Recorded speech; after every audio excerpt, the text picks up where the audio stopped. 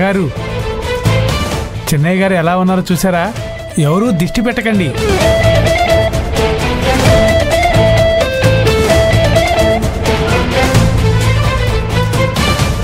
ఏంటండి ఇది?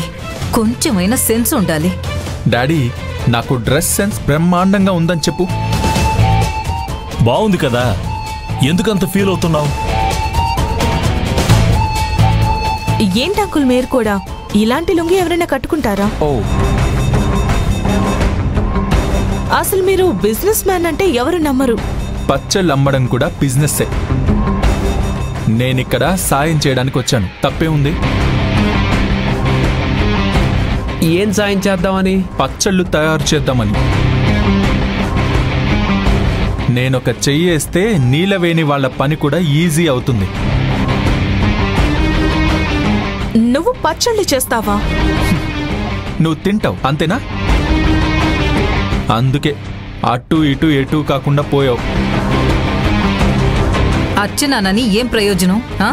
నువ్విలా చేస్తే జనమంతా ఏమనుకుంటారో ఒక్కసారి ఆలోచించు. డాడీ, నేను నా గురించి తప్ప ఎవ్వరి గురించి పట్టించుకోను. నీలవేణి గురించి నువ్వు పట్టించుకుంటావులే.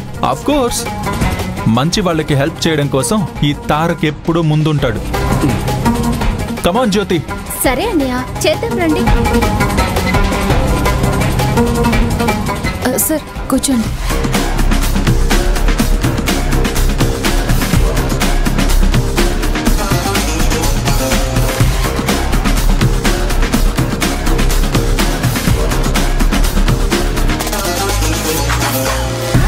ఏంటండి మీరేం చెప్పరా?